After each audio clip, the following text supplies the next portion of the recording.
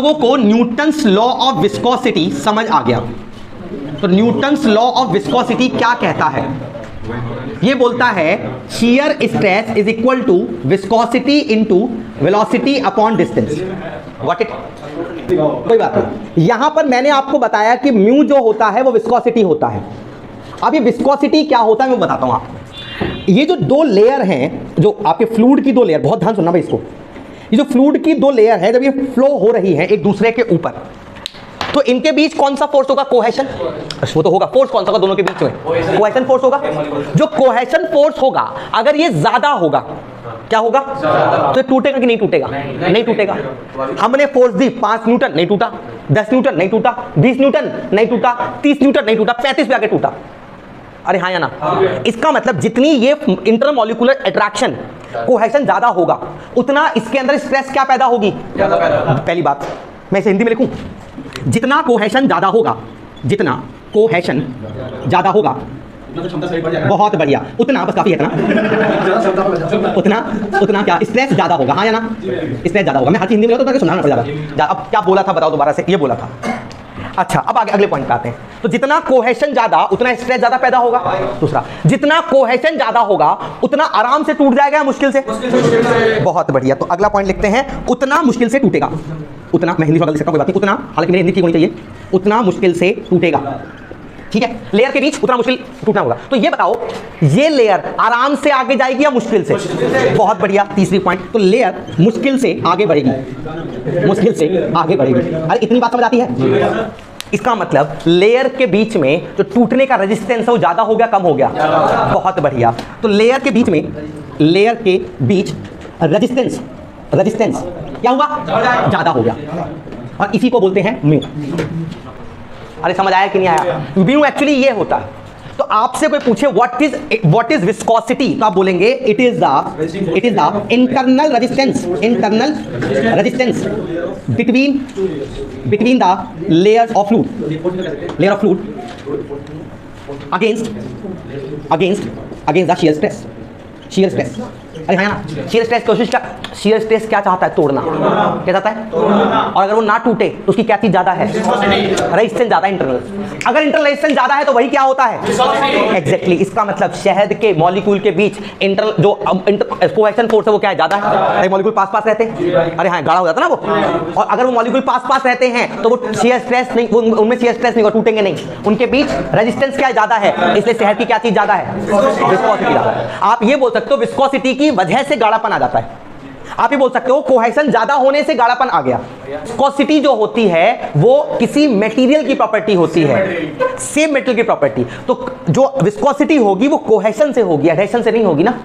Molecule अपने molecule के पास रहेंगे, टूटना नहीं चाहते, इसलिए मैंने लिखा जितना कोहेशन ज्यादा होगा उतना स्ट्रेस बढ़ेगा। दूसरा, उतना मुश्किल से टूटेगा, वो टूटना नहीं चाहता। स्ट्रेस बढ़ रहा है, स्ट्रेस पहुंच गया 500, टूट नहीं रहा, मना कर रहा मैं तो टूटता। रबड़ जल्दी टूटेगी या स्टील? रबड़। इसलिए टूट जाएगी इतने आराम से। तो स्टील के अंदर ज्यादा स्ट्रेस पैदा हो जाएगा, ज्यादा। हाँ या ना? और जब स्टील में ज्यादा स्ट्रेस पैदा हो जाएगा तो स्ट्रेस अपॉन स्ट्रेन कहलाता है मॉडुलस ऑफ इलास्टिसिटी। तो stress is proportional to strain करें। अगर हम रबड़ को जितना खींच रहे हैं उतना स्टील को खींचे, दोनों को बराबर खींचे 1 सेंटीमीटर। क्या कि दोनों को बराबर 1 सेंटीमीटर। किसमें ज्यादा स्ट्रेस पैदा होगा? स्ट्रेस ज्यादा पैदा होगा स्टील में, टूटना नहीं चाहता ना वो, तो इसलिए उसका मॉडुलस भी क्या हो जाएगा? इसलिए स्टील का मॉडुलस ऑफ इलास्टिसिटी ज्यादा होता है रबड़ से। कॉमन सेंस है। स्ट्रेन मतलब दोनों को बराबर खींचो, दोनों को 1 सेंटीमीटर खींचो, स्ट्रेन कांस्टेंट हो गया। तो जिसमें स्ट्रेस ज्यादा पैदा होगा उसका मॉडुलस ज्यादा होगा। जो अपने आप को टूटने से रोकेगा उसकी विस्कोसिटी क्या होगी? ज्यादा होगी। हाँ, तो बताओ मोबिल ऑयल का विस्कोसिटी ज्यादा होगी या सिंपल पानी की? मोबिल ऑयल की।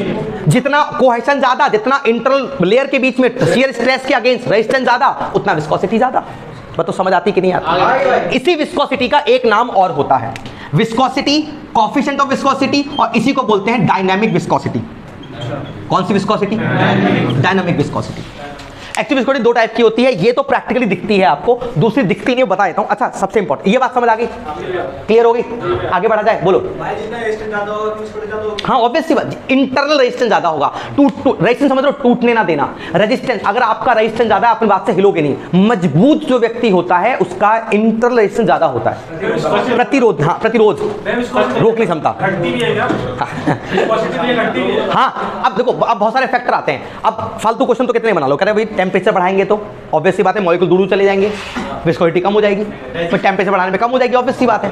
ठीक है, ठंडा करने बढ़ जाएगी, ठंडा करोगे मॉलिक्यूल पास पास आ जाएंगे, विस्कोसिटी बढ़ जाएगी, गाढ़ा हो जाएगा वो। और नहीं बात समझ आई?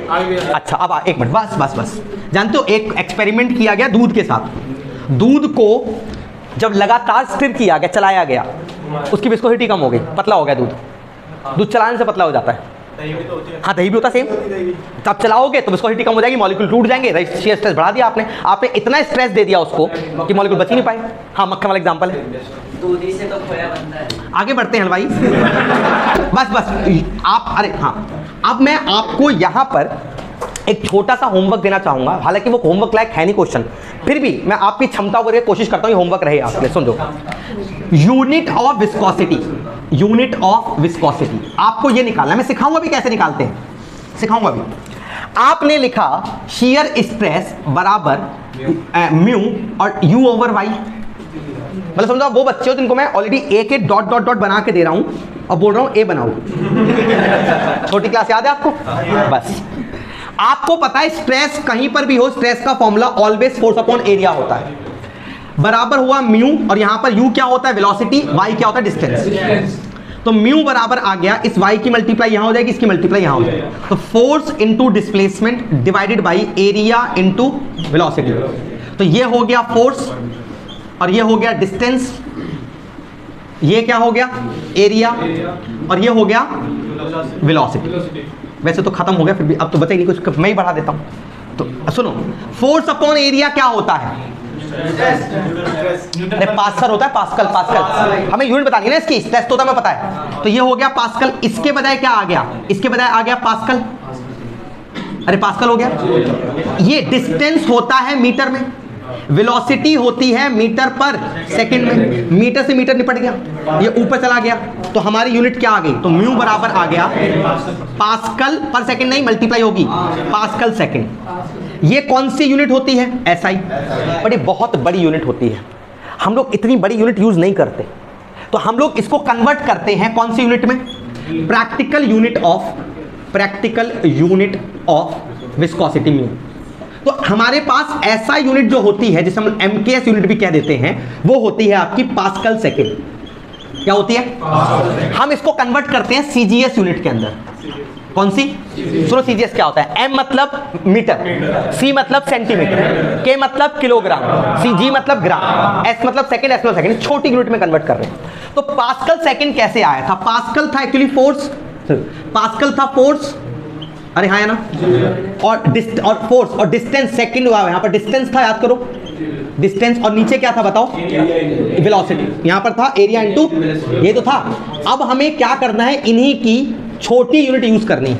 तो इससे पहले सुनो सुनो, हमने किया 1 पास्कल सेकंड में कितना होगा, तो पहले हम क्या कर रहे हैं? पास्कल सेकंड को भी कन्वर्ट कर रहे हैं। तो ये हो जाएगा 1 kg, 1 पास्कल, सॉरी 1 पास्कल में होगा 1 kg पर केजी मीटर पर सेकंड स्क्वायर। ये मैंने किसको कन्वर्ट किया? मास इंटू एक्सेलरेशन इंटू, हाँ अरे मास, एक्सेलरेशन और सेकंड स्क्वायर इंटू वाई की डिस्टेंस क्या होगी? मीटर, और डिवाइडेड बाय एरिया क्या होगा? मीटर स्क्वायर, और इंटू वी क्या होगा? मीटर पर सेकंड। मैंने कुछ नहीं करा, इन सारी वैल्यूज की पहले मैंने एमकेएस यूनिट लिखी। कौन सी यूनिट लिखी? और यहां पर अभी छोड़ दिया। अब मैं कन्वर्ट करता हूं, अब आएगा 1 kg metre square divided by, अब देखो ये यहां चले जाएगा तो कितना होगा साथ में? सेकंड, और नीचे क्या बचेगा?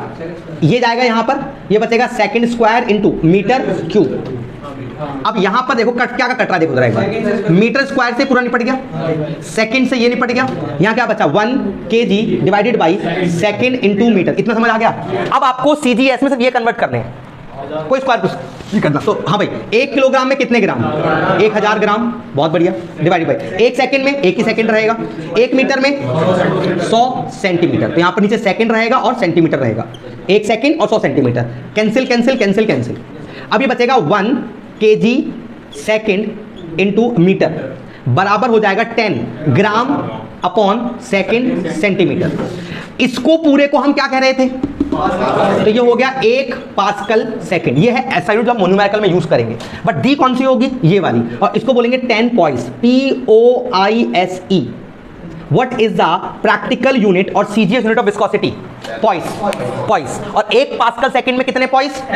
अगर आप एग्जाम में भूल जाएं तो जुगाड़ों का बाप, यहां समझो, एक जुगाड़ के जितनी जुगाड़ की दीवारें थी ना, इसके बाद हिल गई जितनी जुगाड़ की दीवारें बनी थी। आपको पता करना है कि पास्कल सेकंड और पॉइस का रिलेशन क्या होगा। मतलब एग्जांपल में क्वेश्चन दिया एग्जाम के अंदर कि द वेलोसिटी इज 3 मीटर पर second, distance is 2 centimetre and the viscosity is 3 poised, find the shear stress. आप शियर स्ट्रेस को पास्कल में लाओगे, पास्कल ऐसा यूनिट, तो तुम्हें इस पॉइस को किस में कन्वर्ट करना पड़ेगा? पास्कल सेकंड में। जब भी न्यूमेरिकल आएगा पॉइस में कभी सॉल्व नहीं करेंगे, पॉइस को किस में कन्वर्ट करेंगे? तो आपको याद है 1 पास्कल सेकंड बराबर 10 पॉइस। अगर बाई चांस भूल जाए तो देखो, लेकिन आपको कन्वर्ट पॉइस को करना है ना। उसने बोला 3 पॉइंट्स में कितने पास्कल सेकंड होंगे, तो डिवाइड कर लोगे। लेकिन इससे जुगाड़ भी है एक, आपका ये क्या है? 0 लिख दो। ये क्या है? ये डॉट। ये क्या है? 1। ये P मतलब पास्कल, SE मतलब सेकंड। खत्म। अरे फालतू जुगाड़ है, कई बार एग्जाम में याद नहीं आता ना। 0.1 पास्कल सेकंड। ये इतना बड़ा नहीं करना होता ना। जब जैसे कि किसी को कंपटीशन की तैयारी करानी होती है, उसे ये थोड़ी कराऊंगा मैं, पागल हो जाएगा, होगा मुझे नहीं करनी। वो पूछता है 1 पास्कल सेकंड में कितने पॉइंट्स होते हैं, तो मैं कैसे याद कर ले? कोई कैलकुलेशन की आवश्यकता नहीं, ठीक है। लेकिन ये तुम्हारे काम का, तुम तो बस लिख लिया एक्स्ट्रा पास्कल सेकंड रखना, ठीक है। पास्कल में P ये आएगा, सॉरी ऑब्वियस पास्कल सेकंड। हाँ, जैसे उसने बोला 3 पॉइंट्स है या 4, अभी क्वेश्चन है, एक उपाध्याय निकालोगे न्यूमेरिकल है प्रॉपर, उसने बोला 4 पॉइंट्स है, तो 4 × 0.4। एक बार बच्चा मैं न्यूमेरिकल करा गया, न्यूमेरिकल का आंसर गलत आ रहा है और आंसर में 0.004 था, मेरे 0.4 आ रहा है, मैं कुछ गलती होगी, इसका मतलब 0.1 से मल्टीप्लाई नहीं करी थी हमने, पॉइंट्स में सॉल्व कर दिया पूरा का पूरा। पॉइंट्स में सॉल्व मत करना, एग्जाम में दिक्कत हो जाएगी, ठीक है। एक उपाध्याय क्वेश्चन है, वो हम लोग नेक्स्ट क्लास में करेंगे। समझ आ गया यहाँ तक? आपको जो सही लगता हो वो आप छाप लेना, बाकी हम करेंगे नेक्स्ट क्लास में। Thank you so much, bye bye.